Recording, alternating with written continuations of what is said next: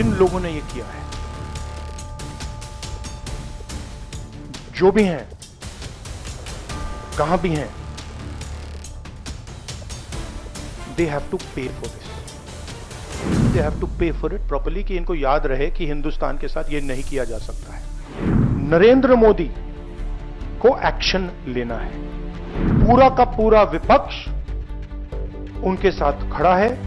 जिन लोगों ने ये किया है, they have to pay the price for this.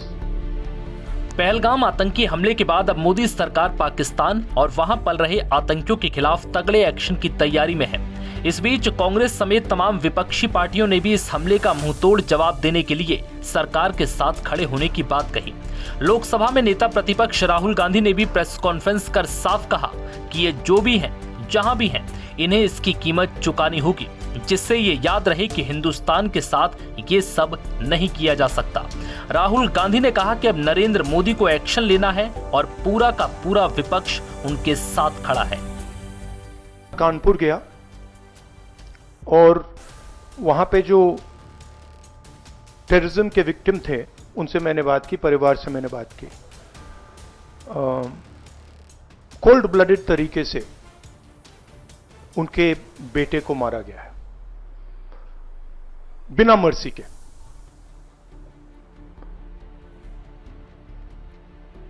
और 28 लोगों को ऐसे मारा गया है, बहुत सारे लोग घायल हुए हैं।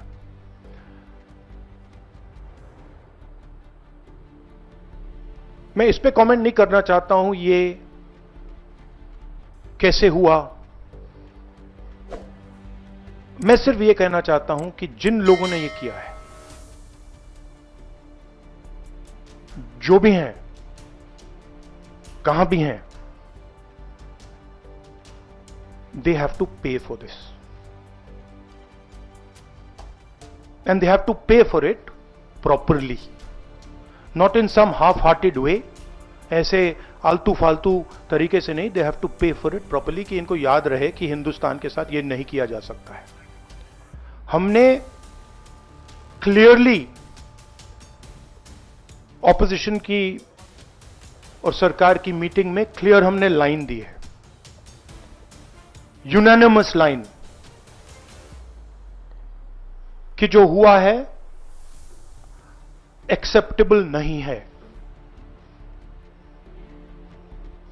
और पूरा का पूरा ऑपोजिशन 100% सपोर्ट सरकार को देगा और दे रहा है।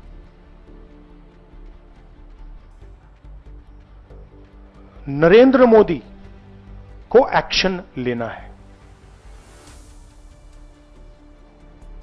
एकदम एक्शन लेना है। और पूरा का पूरा विपक्ष उनके साथ खड़ा है। जिन लोगों ने यह किया है, दे हैव टू पे द प्राइस फॉर दिस। जो परिवार है, उन्होंने आप लोगों को मेरे थ्रू एक मैसेज दिया है। एक्चुअली प्रधानमंत्री जी को उन्होंने मुझे कहा कि आप प्रधानमंत्री जी को ये बताइए, तो मैं 28 जो हमारे शहीद हैं उनके साइड से प्रधानमंत्री को आपके माध्यम से मैसेज दे रहा हूं। प्रधानमंत्री जी, उन्होंने कहा है कि हमारे जो बच्चे हैं वो शहीद हुए हैं, हम चाहते हैं कि आप उनको शहीद का दर्जा दीजिए, रिस्पेक्ट दीजिए।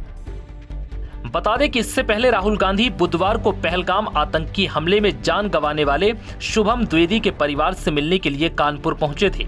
इस दौरान उन्होंने शुभम को श्रद्धांजलि दी और परिवार को ढांढस बंधाया। साथ ही राहुल गांधी ने पूरे परिवार की वायनाड से सांसद प्रियंका गांधी से फोन पर बात भी कराई। द्विवेदी परिवार ने राहुल गांधी और प्रियंका गांधी से शुभम को शहीद का दर्जा दिलाने की मांग की है। आदरणीय राहुल गांधी जी आए हुए थे हमारे यहाँ। मैं और मेरे परिवार ने, मेरी बहू ने ये मांग रखी है कि शुभम को शहीद का दर्जा मिलना चाहिए। भारत सरकार उन्हें शहीद का दर्जा दे। आदरणीय राहुल गांधी जी ने मुझे आश्वासन दिया है कि मैं अपने स्तर से पूरा प्रयास करूंगा। वहीं शुभम द्विवेदी की पत्नी ने क्या कुछ कहा, ये भी सुनिए। की मांग है और हम राहुल गांधी जी से भी मैंने वही बोला है कि हमें शुभम के लिए शहीद का दर्जा चाहिए, क्योंकि ऐसे ही हम लोगों की जो जानें चली जाएंगी और टेररिस्ट अटैक टूरिस्टों पे बढ़ते जाएंगे।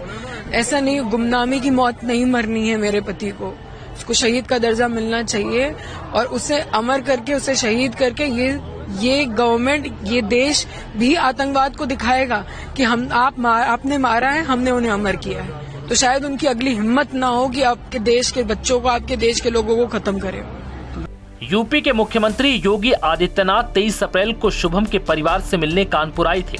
परिवार से मुलाकात के बाद योगी आदित्यनाथ ने कहा कि पहलगाम आतंकवादी हमले के दोषियों को न्याय के दायरे में लाने के लिए कोई कसर नहीं छोड़ी जाएगी। शुभम द्विवेदी की उम्र 31 साल थी और वो कानपुर में अपना बिजनेस करते थे। उनकी शादी 2 महीने पहले ही 12 फरवरी को हुई थी और वो अपनी पत्नी और परिवार के अन्य 9 सदस्यों के साथ 16 अप्रैल को एक सप्ताह की छुट्टी पर कश्मीर गए थे। 22 अप्रैल को द्विवेदी परिवार में तब हड़कंप मच गया जब खबर आई कि कश्मीर के पहलगांव में शुभम की उनकी पत्नी के सामने ही गोली मारकर हत्या कर दी। नव भारत टाइम्स की रिपोर्ट।